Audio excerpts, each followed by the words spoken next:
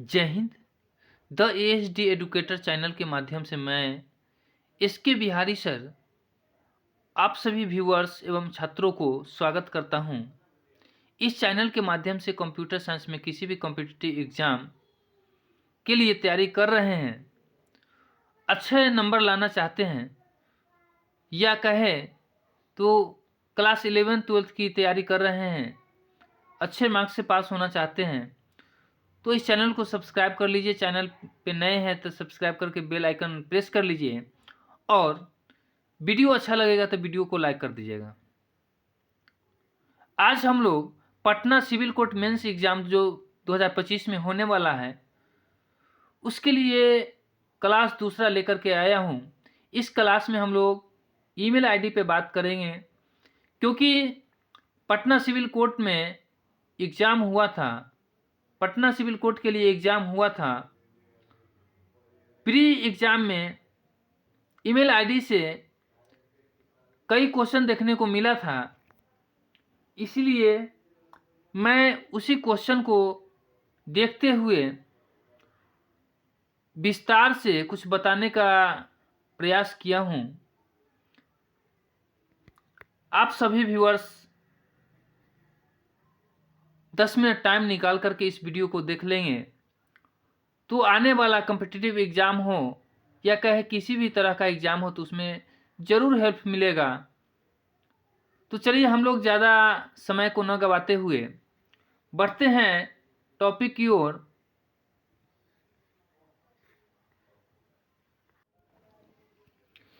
Internet एक internet के माध्यम से किसी कंप्यूटर या अन्य उपकरण से पत्र भेजने का एक तरीका है। इंटरनेट जो है वह तरीका है, वह माध्यम है जो कंप्यूटर में जोड़ करके या किसी भी अन्य इलेक्ट्रॉनिक डिवाइस में जोड़ करके और इलेक्ट्रॉनिक मेल पत्र भेजने का काम करते हैं ईमेल के द्वारा। आजकल हम लोग व्हाट्सएप से भी मैसेज को जो है प्राप्त करते हैं, भेजते हैं, लेकिन आज हम ईमेल आईडी पे बात करेंगे, ईमेल पे, क्योंकि क्वेश्चन जो है ईमेल आईडी से ही देखने को मिला था। तो कह रहा है इसमें एक इंटरनेट के माध्यम से किसी कंप्यूटर या अन्य उपकरण से पत्र भेजने का एक तरीका है। एक ईमेल को भेजने के लिए एक ईमेल पते की आवश्यकता होती है जो यूजर नेम और डोमेन नेम से मिलकर बना होता है। सबसे पहले अब बात करेंगे डोमेन नेम क्या होता है और यूजर नेम क्या होता है। यह दोनों जो है यूजर नेम और डोमेन नेम से मिलकर के एक ईमेल आईडी का जो है निर्माण होता है, तैयार होता है। उसी ईमेल आईडी पे हम लोग पत्र को भेजते हैं या रिसीव करते हैं। जब तक हमारे पास ईमेल आईडी नहीं होगा तब तक पत्र भेजने या रिसीव करने की जो प्रक्रिया है वह प्रक्रिया को हम लोग पूरा नहीं कर पाएंगे। तो जैसा कि डोमेन नेम, पहले सबसे पहले इंग्लिश मीडियम वाले बच्चों के लिए भी मैं एक लाइन पढ़ दूँ। A method of sending letter from a computer और other device via the internet to send an email address is required which is made up of a username and a domain name। माने यह एक method है letter को भेजने के लिए किसी उपकरण या कंप्यूटर डिवाइस से वाया इंटरनेट, माने इंटरनेट के through, to send email ID, माने ईमेल आईडी से पर सेंड करने के लिए an email address is required, माने ईमेल एड्रेस की आवश्यकता होती है, which is made up of a user name and domain name, जो कि एक यूजर नेम और डोमेन नेम से मिल करके बना होता है। डोमेन नेम कैसे पहचानेंगे कि यह डोमेन नेम है और कैसे पहचानेंगे यह यूजर नेम है। अगर एग्जाम में हमको एक ईमेल आईडी लिख करके दे दे और उसमें पूछे जे बताए इसमें डोमेन नेम कौन सा है और ईमेल यूजर नेम कौन सा है, तो उसे पहचानने के लिए हमें सबसे पहले उसका ज्ञान होना चाहिए। तो देखिए domain name .com .org .net इस तरह से अगर लिखा हुआ रहेगा तो वह डोमेन नेम होता है। यूजर नेम या किसी नाम से बना हो सकता है, किसी नंबर से भी बना हो सकता है, कोई ज़रूरी नहीं है नाम ही हो, नंबर भी हो सकता है। नंबर से भी हम लोग जो है पहचान करते हैं। तो इसीलिए यहाँ यूज़र आईडी में, ईमेल आईडी में यूज़र नेम बनाने के लिए नंबर का भी इस्तेमाल कर सकते हैं, यूज कर सकते हैं, और लेटर का भी यूज कर सकते हैं। लेकिन डोमेन नेम में हम लोग डॉट का प्रयोग करके उसके बाद जो है किसी भी लेटर का प्रयोग करते हैं, जो जैसा कि उदाहरण में 3 दिया हुआ है .com, .org, .net, और इस नीचे दिया हुआ है यूजर नेम। यूजर नेम, यह यूजर नेम का उदाहरण है, जैसे कि द AST एडुकेटर, यह यूजर नेम का उदाहरण है, और gmail.com यह डोमेन नेम का उदाहरण है। लेकिन बीच में जो है एक @ है। @ का क्या कार्य है, यहाँ पे किस लिए दिया गया है? तो यह यूजर नेम और डोमेन नेम को सेपरेट करने के लिए, जोड़ने के कहे तो जोड़ने के लिए, कहे तो मिलाने के लिए, किसी भी प्रकार से समझ सकते हैं यदि इसका प्रयोग किया जाता है। यह यूनिक होता है। किसी भी ईमेल आईडी में @ यूनिक है, @ का प्रयोग किया जाता है।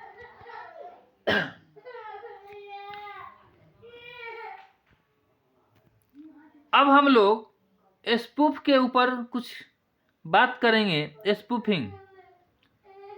स्पूफिंग क्या है, इस पे हम लोग चर्चा करेंगे, क्योंकि स्पूफिंग के बारे में क्वेश्चन में दिया हुआ था, तो इसीलिए हम इस पे भी चर्चा कर लिए हैं। ऑप्शन में आप देखिएगा तो ज़रूर दिया हुआ, जो भी मैं क्लासेस ले रहा हूँ सारे क्लासेस में कहीं ना कहीं पूछा हुआ क्वेश्चन है, उसी को मैं डिटेल्स में लाने का, समझाने का कोशिश कर रहा हूँ। उसके बाद MCQ भी आपको इसका बताऊंगा।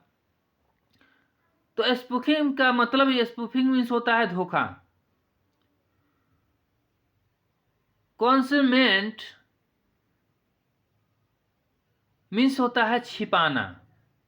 Eight its core spoofing is all about hiding और डिस्कसिंग वंस ट्रू आइडेंटिटी।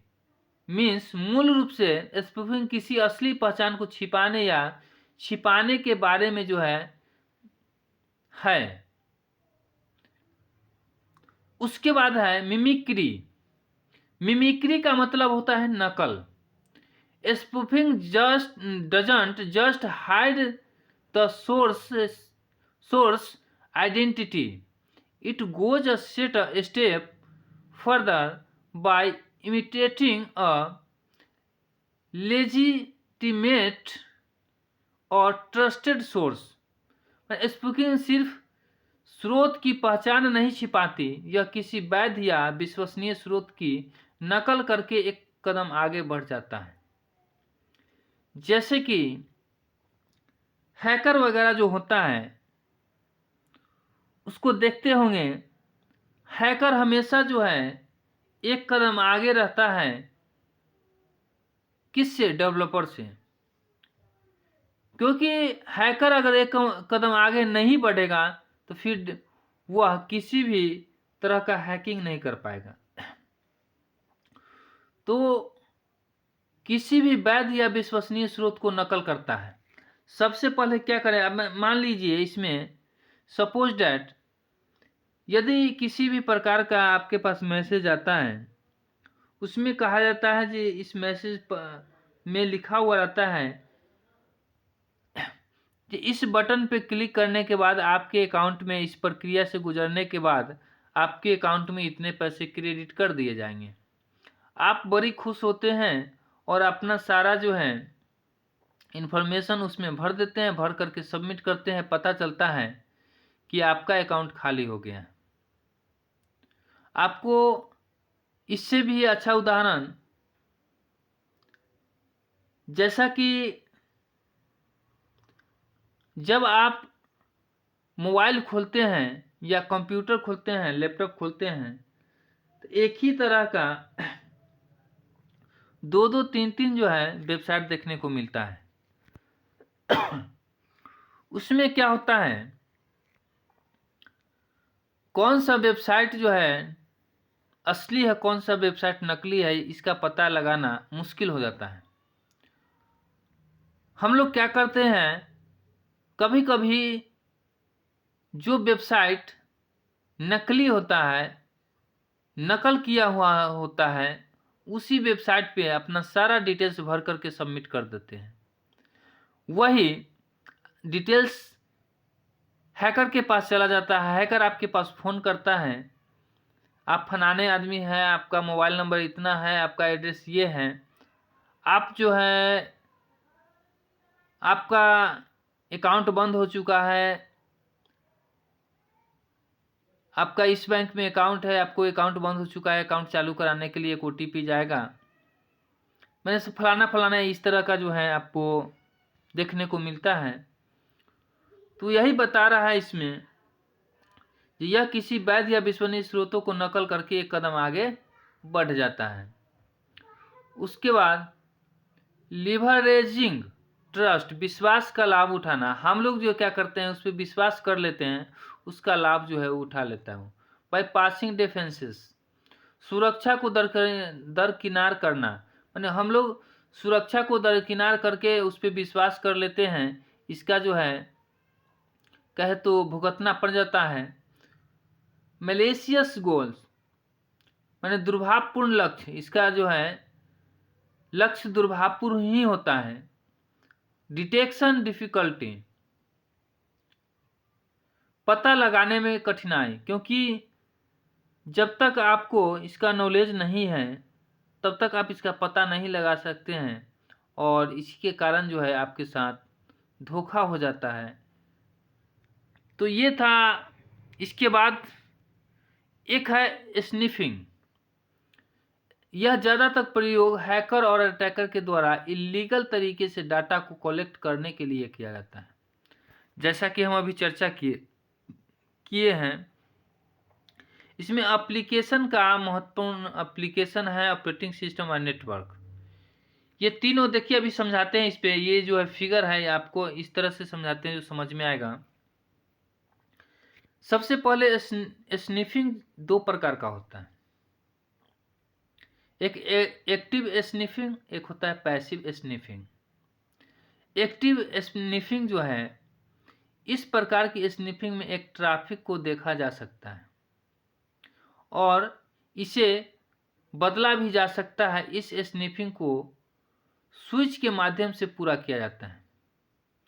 जैसे कि जब स्विच हम चेंज करेंगे, उसी को ट्रैफिक के रूप में हम लोग जानते हैं। स्विच जब हम चेंज करेंगे, एक नेटवर्किंग डिवाइस है स्विच, एक स्विच के माध्यम से पूरा किया जा सकता है। स्विच जब चेंज करेंगे तो पता न हो सकता है आपके साथ कुछ दुष्व्यवहार हो जाए।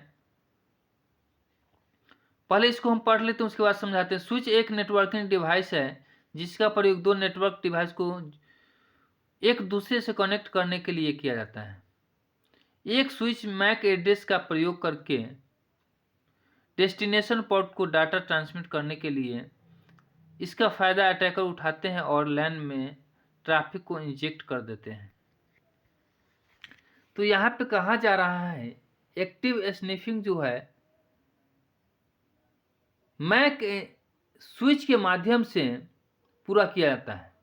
अब स्विच क्या है, तो एक पोर्ट है, यह डाटा लिंक लेयर पे काम करता है। पूछता है, अगर पूछे क्वेश्चन में स्विच क्या है, तो स्विच एक पोर्ट है। फिर पूछेगा स्विच किस लेयर पे काम करता है, तो स्विच डाटा लिंक लेयर पे काम करता है।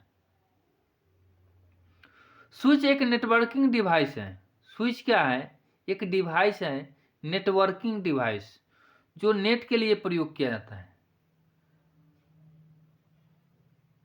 जिसका प्रयोग 2 नेटवर्क डिवाइस को एक दूसरे से कनेक्ट करने के लिए होता है। स्विच का प्रयोग 2 नेटवर्क डिवाइस को कनेक्ट करने के लिए किया जाता है। नेटवर्क डिवाइस को कनेक्ट करने के लिए किसका प्रयोग किया जाता है, स्विच का। स्विच जो है वो मैक एड्रेस का प्रयोग करके डेस्टिनेशन पोर्ट को डाटा ट्रांसमिट करने के लिए प्रयोग में लाया जाता है।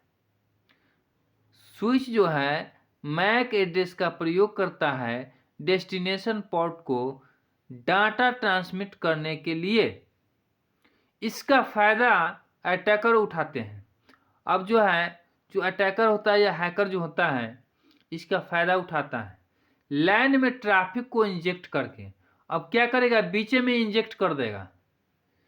लैन में लोकल एरिया नेटवर्क जो होता है उसमें क्या करेगा, इंजेक्ट कर देगा। इंजेक्ट करके उसका फायदा क्या करता है, हैकर उठा लेता है। तो ये कुछ पॉइंट था जो मैं आपको समझाने के लिए दे दिया हूं। उसके बाद है पैसिव स्निफिंग। पैसिव स्निफिंग में हब का प्रयोग किया जाता है। स्विच में जो है वहां पे चेंज कर सकते हैं, लेकिन पैसिव स्निफिंग में चेंज नहीं किया जा सकता है। इस प्रकार की स्निफिंग में माने इंजेक्ट नहीं किया जा सकता है। इस प्रकार की स्निफिंग में ट्रैफिक को केवल देखा जा सकता है परंतु इसे बदला नहीं जा सकता है। अब उसमें क्या था, लैन के माध्यम से क्या करता था, इंजेक्ट कर देता था, बदल देता था, लेकिन इसमें बदला नहीं जा सकता है। इस स्निफिंग को हब के माध्यम से पूरा किया जाता है। अब क्या होता है, एक हब होता है, हब में कई डिवाइस लगाने की जगह होती है। अब उसमें क्या करेगा, उसी हब में एक डिवाइस का प्रयोग करके वहां से डाटा, मान लीजिए कि यहाँ पे देखिए दूसरे वाला में जो है 1 2 3 4 5 सिस्टम जो है अटैच किया हुआ है, जोड़ा हुआ है। अब इसमें जो है 10 सिस्टम जोड़ने का जगह दिया हुआ है, 5 सिस्टम अभी जोड़ने का जगह जो है खाली है। इसमें क्या करेगा, अटैकर जो होगा एक अपना सिस्टम को जोड़ देगा। आज जब हम मैसेज पास करेंगे तो सभी के पास मैसेज जाएगा, तो हैकर के अटैकर के पास भी चला जाएगा मैसेज। समझ गए बात को। तो ये अब हब जो है किस लेयर पे काम करता है, तो हब फिजिकल लेयर पे काम करता है। हब जो है फिजिकल लेयर पे काम करता है। फिर क्वेश्चन में ये आएगा कि फिजिकल लेयर कितने नंबर पे काम करता है, तो फिजिकल लेयर जो है वह पहले नंबर पे काम करता है, फर्स्ट नंबर पे काम करता है। तो ये आज का क्लास था। अब मिलते हैं नेक्स्ट क्लास में। अगर वीडियो अच्छा लगेगा तो वीडियो को लाइक कर दीजिएगा और चैनल को ज़रूर सब्सक्राइब कर लीजिएगा, क्योंकि किसी भी कॉम्पिटिटिव एग्ज़ाम में जो मैं क्लास लेकर के आ रहा हूँ किसी भी कॉम्पिटिटिव एग्ज़ाम के लिए फ़ायदेमंद होगा। मिलते हैं नेक्स्ट टॉपिक के साथ नेक्स्ट वीडियो में। जय हिंद, धन्यवाद।